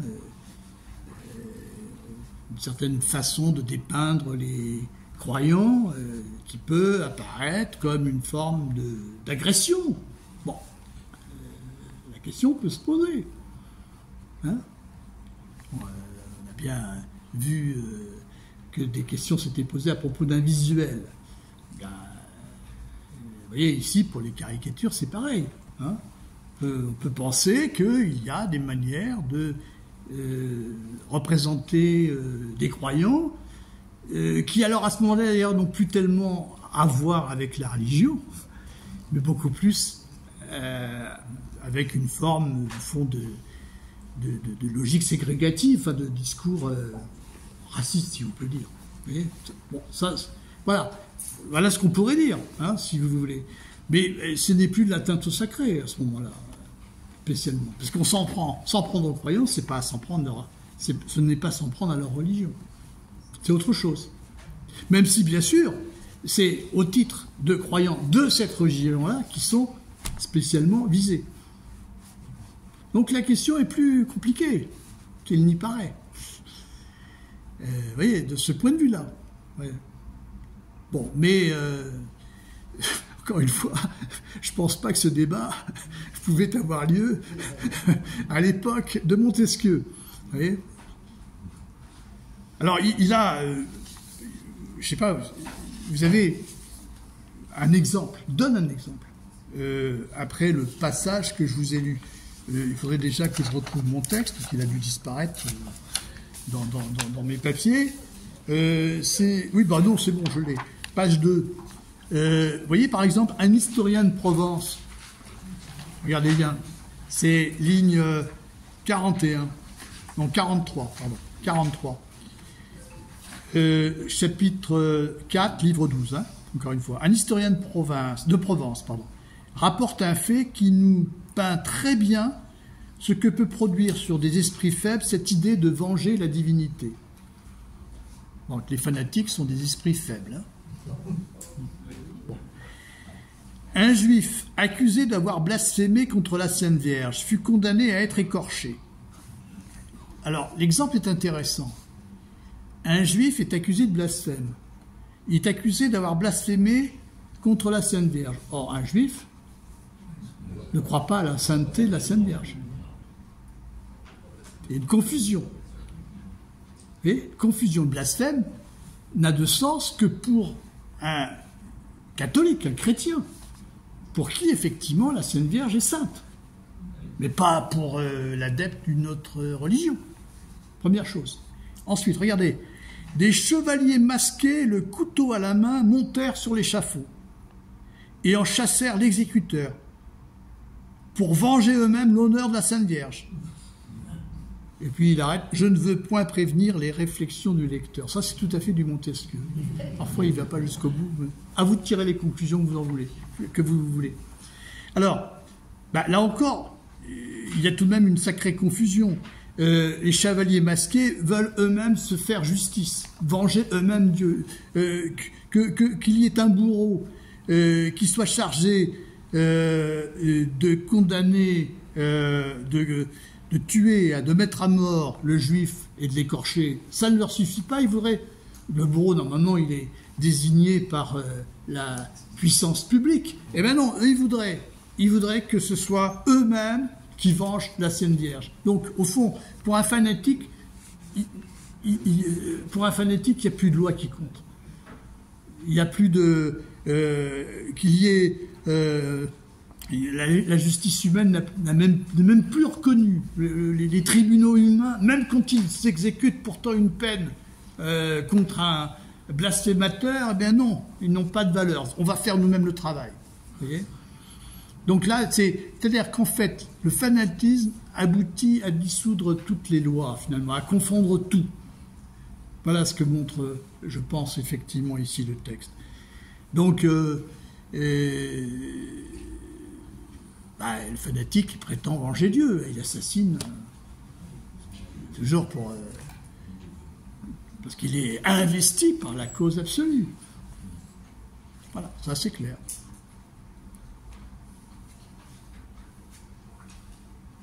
Question ?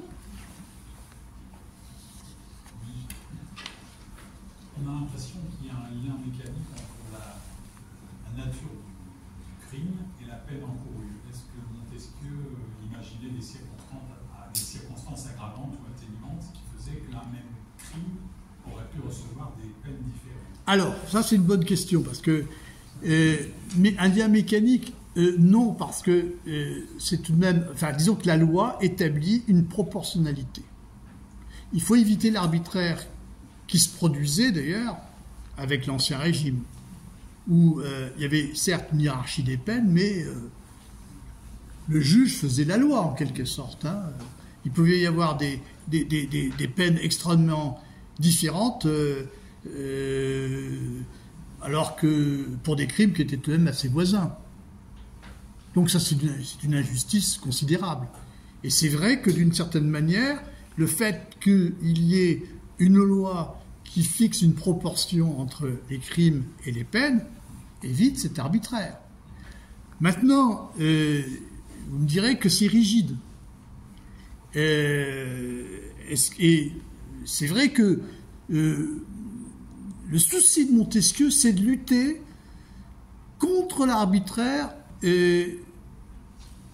d'un jugement qui fait un peu la pluie et le beau temps. Donc il préfère effectivement une loi assez rigide, qui fixe une proportion, qui détermine une classe de crimes et de peines, plutôt que ce qui se passe donc à l'époque. Hein, ça c'est clair. Et c'est d'ailleurs pourquoi il n'a pas peur de considérer que dans la Constitution d'Angleterre, hein, l'exemple de la fameuse Constitution d'Angleterre, vous savez que les juges, pour lui, doivent être des jurés populaires. Il est assez hostile à des juges professionnels. Et pourquoi lui qui pourtant se méfie d'une démocratie directe, hein, pourquoi est-il favorable à des jurés populaires? Parce que les jurés populaires, d'une certaine manière, ils n'ont pas grand-chose à faire. Il suffit simplement qu'ils voient si le condamné, le crime du condamné correspond à tel type de peine prescrit par la loi, c'est tout. C'est-à-dire qu'ils n'ont pas... vous voyez, il n'y a pas... C'est vrai qu'il n'y a pas... Ils n'envisagent pas un travail du juge qui consiste à ajuster effectivement la peine à des circonstances qui sont à chaque fois singulières. C'est comme ça avec ce que nous appelons, nous, l'individualisation de la peine. Hein. C'est vrai que cette question n'est pas vraiment abordée par Montesquieu. C'est vrai que là, c'est certain. Bon, maintenant, ce que vous dites n'empêche pas. C'est vrai qu'il veut l'individualisation de la peine, elle suppose tout de même un cadre juridique préalable. Avec, il faut effectivement que le code pénal indique que pour tel type de crime, ce sera entre temps et temps d'années de prison. Bon, enfin, c'est comme ça qu'on raisonne aujourd'hui, je pense. Et à partir de là, le juge, en fonction des circonstances, en fonction, bon là, il va effectivement trancher dans un sens ou dans un autre. C'est vrai. Mais dites-vous bien que, au fond, Montesquieu est peut-être un des premiers, je pense, à envisager une réflexion sur ces questions de façon assez nouvelle et approfondie. Alors après, ça, on va aller sur cette voie. Je ne sais pas si vous avez répondu.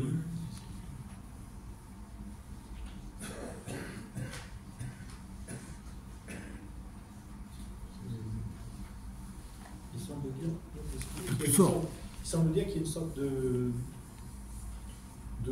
loi naturelle qui s'impose un peu et qui pourrait expliquer la hiérarchie des... Alors, là... Et en même temps, oui. il dit aussi que suivant les sociétés, les voilà. mœurs, tout est différent. Alors voilà, là c'est un point qu'il faut bien expliquer. Effectivement, il dit que, exactement la formule, je vais la reprendre comme ça, je ne dirai pas de bêtises, chaque peine doit être tirée de la nature particulière du crime. Bon. Donc on pourrait penser qu'il y a une sorte de codification éternelle. C'est pas exact. Parce que ce qu'il appelle la nature de la chose, ça prend aussi en compte, je dirais, les mœurs, l'évolution des mœurs de la société. Et c'est ce que je vous disais tout à l'heure. Hein. C'est-à-dire que c'est vrai qu'il y a une hiérarchie, il y aura toujours une hiérarchie, il y aura toujours une graduation. Il est tout à fait juste qu'on punisse plus sévèrement un assassinat qu'un vol.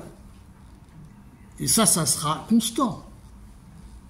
Mais il peut y avoir un peu de variation en fonction, effectivement, de l'évolution des mœurs. C'est ce que je vous disais tout à l'heure.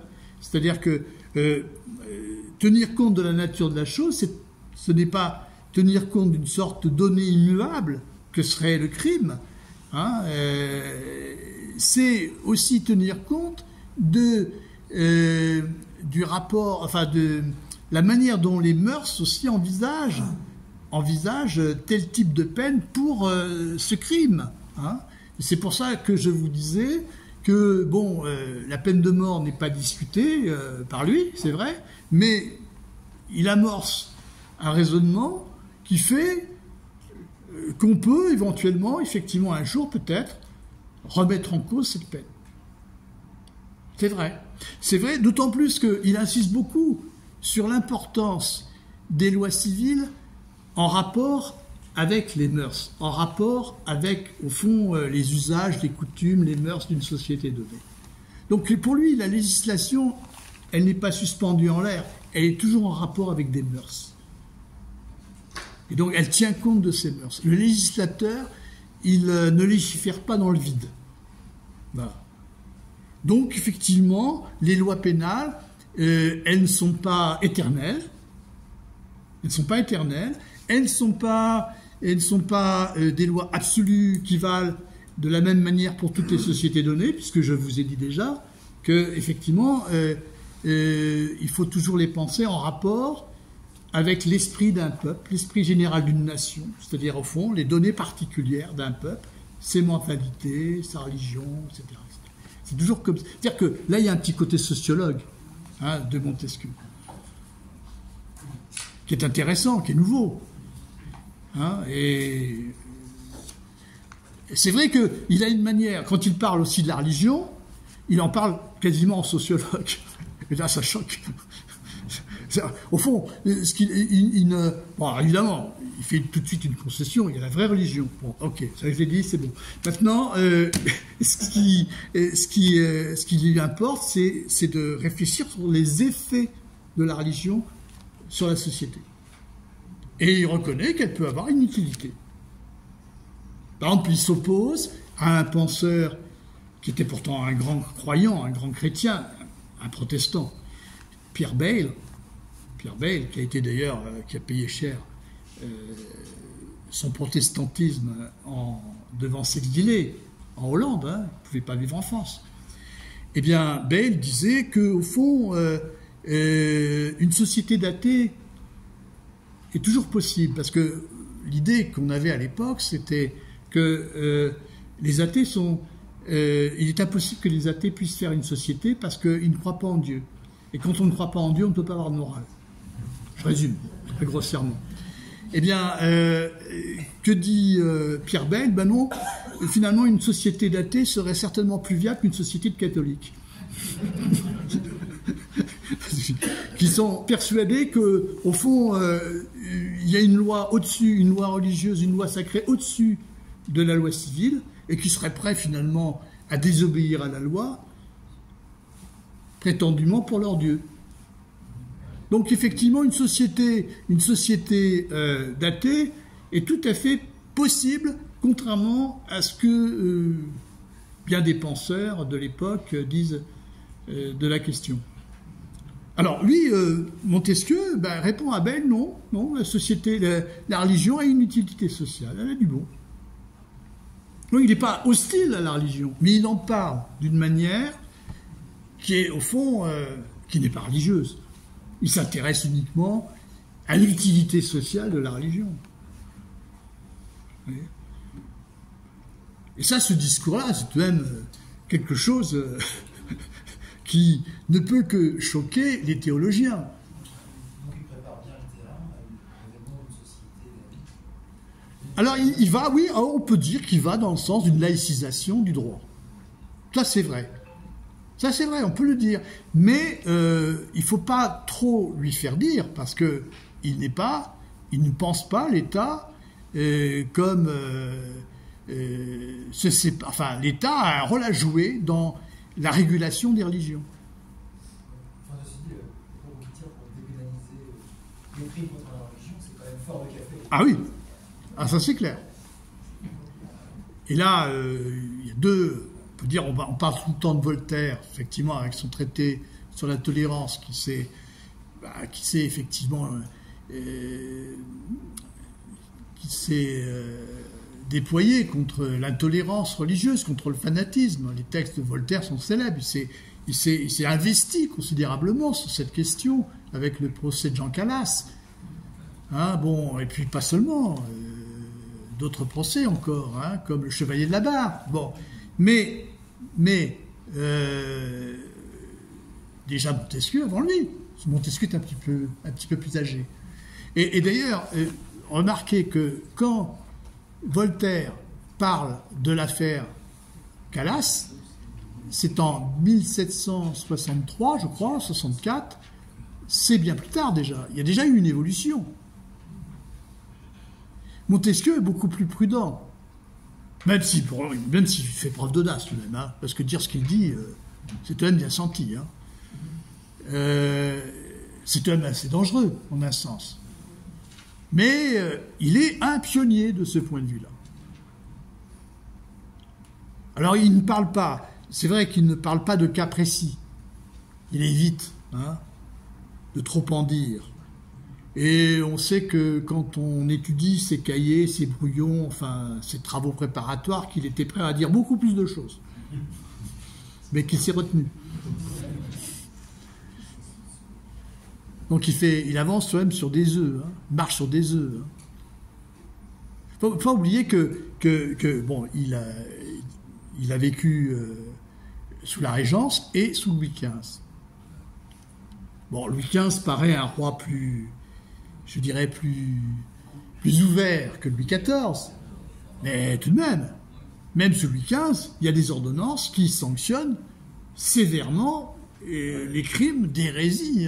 L'ordonnance que nous a donnée, là, voilà. Ça vaut sur 12 ans. Voilà, vous avez les ordonnances qui témoignent de la manière dont les gens sont traités. On n'imagine pas, vous vous rendez pas compte, je vous parle comme ça, je ne me rendais moi-même pas compte de l'importance de l'Église dans la vie quotidienne des gens à cette époque. Incroyable. Elle exerce un contrôle et une surveillance permanente. C'est vrai que c'est considérable. Elle a un poids considérable. Et donc, imaginez l'audace qui est celle de Montesquieu. Alors lui-même est un homme qui a la chance, il est tout de même privilégié. Il s'est marié avec une femme protestante. Pas rien. En fait, beaucoup pensent qu'il n'était pas vraiment croyant. Enfin, on ne sait pas, parce qu'il est très méfiant. Bon, mais à la fin de sa vie, il a eu des problèmes à cause de ce qu'il a dit là. Il n'était pas aimé, pas apprécié.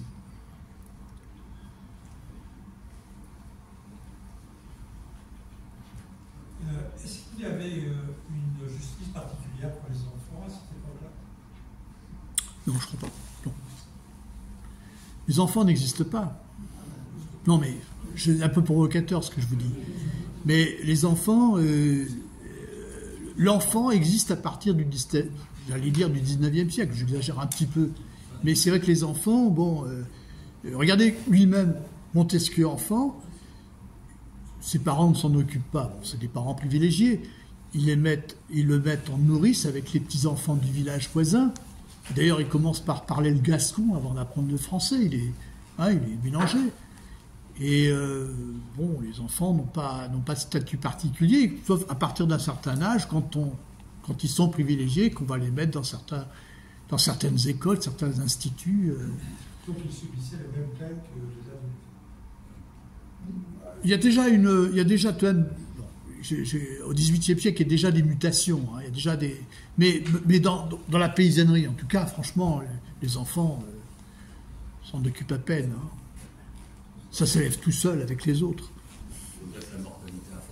La mortalité infantile était considérable. Considérable. Bien sûr. Bien sûr. Considérable. Donc, et puis les femmes qui mourent en couche aussi, c'était... Donc voilà, si vous voulez, la situation. Alors, ce qui fait que Montesquieu est très sensible à la question de la justice, c'est qu'il était lui-même magistrat. Il était juge au Parlement de Bordeaux. Et c'est vrai qu'il a eu à réfléchir. En même temps, ça ne l'intéressait pas. Il était un peu comme Montaigne. C'est-à-dire qu'il voulait... en fait, quand il a pu se tirer de ses charges, il s'en est débarrassé. Il a vendu sa charge de président à Mortier. Il a fait un long voyage aussi, tout au long de l'Europe. Il aurait voulu être ambassadeur. Il n'a pas été. Puis surtout, il avait une vraie passion pour l'étude. Et dans tous les domaines.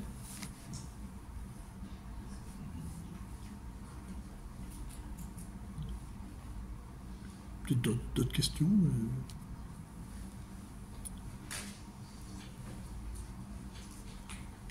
Oui, encore une question. Globalement, sa pensée, ses conceptions de la loi, avec principe de rationalité, etc., est-ce que ça inspire le droit français actuel? Alors, ça va bouleverser les choses. Si vous voulez, son héritier, c'est Cesare Beccaria, qui vraiment reprend... Il est dans une problématique du contrat social, Beccaria, mais il reprend beaucoup de la pensée de Montesquieu. Et Montesquieu, Beccaria, Voltaire, etc., vont considérablement transformer la question pénale. On ne s'y intéressait pas. À partir d'eux, on s'y intéresse. Et l'œuvre de Beccaria va avoir un retentissement considérable en Europe. Ça va être un livre qui va être traduit dans je ne sais combien de langues, qui va être lu par Voltaire, et Voltaire va beaucoup s'en inspirer, il va beaucoup réfléchir à partir de Beccaria, il va justement s'intéresser d'une autre manière à la question, effectivement, de la justice pénale. Avant, il envisageait uniquement la question de l'intolérance religieuse, là il va s'intéresser aussi à la question juridique, pénale, de manière générale, à partir de là. Donc oui, ça va avoir un effet considérable, et les révolutionnaires français sont tout de même marqués par la lecture des philosophes. Regardez les articles de la Déclaration des droits de l'homme et du citoyen. Je ne les ai pas en tête comme ça, mais il y en a un ou deux qui sont vraiment directement inspirés de ce que dit Montesquieu, notamment sur la question de la présomption d'innocence, sur la peine, sur la justice pénale. Donc si, c'est très important. Absolument. C'est tout à fait nouveau. Et le livre de Michel Foucault, Surveiller et punir, vous montre qu'à l'époque, encore, c'était incroyable. On était dans un monde où on pratiquait les supplices comme je vous l'ai décrit tout à l'heure. Enfin, c'était bon, ça commençait effectivement peut-être à s'adoucir un peu, mais on était encore dans ce monde-là tout de même. Et où, au fond, la question de la justice pénale était rapportée à celle de la majesté du roi. Et à partir de Montesquieu, Beccaria, changement de finalité, la question de la justice pénale, c'est avant tout la question de la défense de la société. Il faut défendre la société. Donc là, ça change. Vous voyez ? Ça change, et effectivement, on va avoir affaire à un adoucissement des peines. Hein. On va en quelque sorte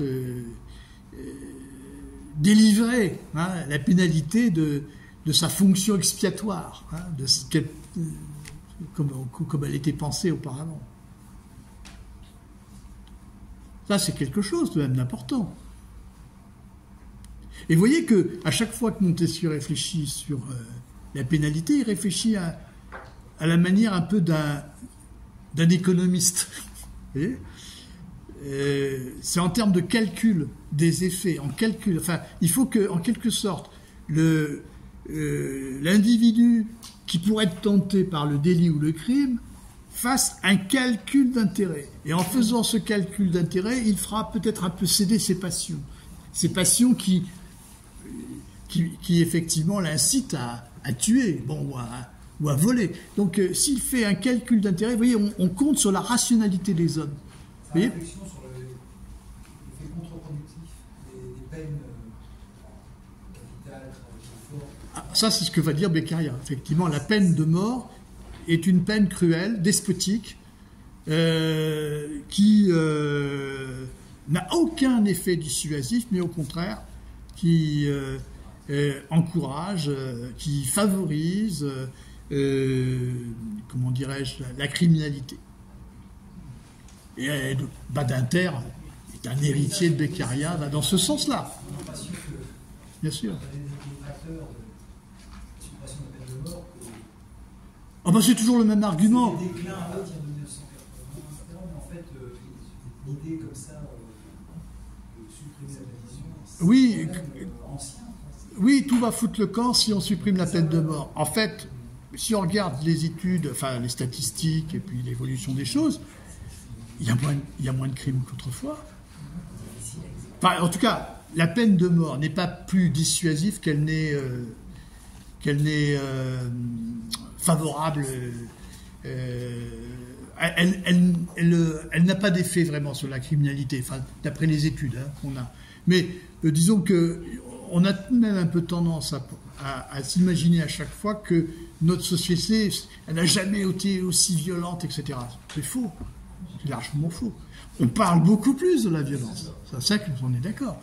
Mais bon, la violence, on ne peut pas imaginer à quel point elle était forte dans les sociétés antérieures. Quand, je ne sais pas, enfin, au temps de Montesquieu, vous baladiez sur un chemin, vous risquiez d'être détroussé, d'être dévalisé, d'être et assassiné. Bon. Hein? C'est pas pour rien qu'il parle des voleurs de grands chemins. Je termine juste par un petit exemple, et puis je vous laisserai après. Par exemple, pour dire qu'il faut... qu'est-ce qui vaut mieux, la sévérité ou... Ah oui, mais alors, si je ne retrouve pas mon texte, c'est pas la peine. Est-ce qu'il vaut mieux... Bon, de mémoire. Il y a un exemple, mais un exemple de l'époque. On a, avant les déserteurs, on les sanctionnait par une peine d'infamie. On marquait leur corps de telle sorte qu'on puisse voir qu'ils avaient été déserteurs. Et puis, à un moment donné, on a pensé que c'était pas assez sévère, alors on les a pendus. On a recouru à la peine de mort. Et en fait, on s'est aperçu que ça n'avait eu aucun effet dissuasif, au contraire. Au contraire, parce que les déserteurs, ce sont des soldats qui n'ont pas peur, au fond, de se confronter à la mort. Et finalement, pour eux, la peine de mort est moins impressionnante, moins grave que la peine d'infamie. Vous voyez, être marqué à vie avec un signe qui montre que vous avez été déserteur, c'est épouvantable, c'est affreux pour un soldat qui a été déserteur. Donc, vous voyez, il montre par des exemples. Hein, qu'est-ce qui vaut mieux? Évidemment, des exemples appropriés à l'époque, hein, ce ne sont pas les nôtres. Mais vous voyez que certaines peines qu'on croit plus douces, finalement, sont plus efficaces. Elles sont plus douces, physiquement, c'est sûr, mais elles sont plus efficaces, parce qu'elles sont des peines symboliques. Elles ont plus de portée. Donc voilà, hein, matière à réflexion. Et on va arrêter là. Merci.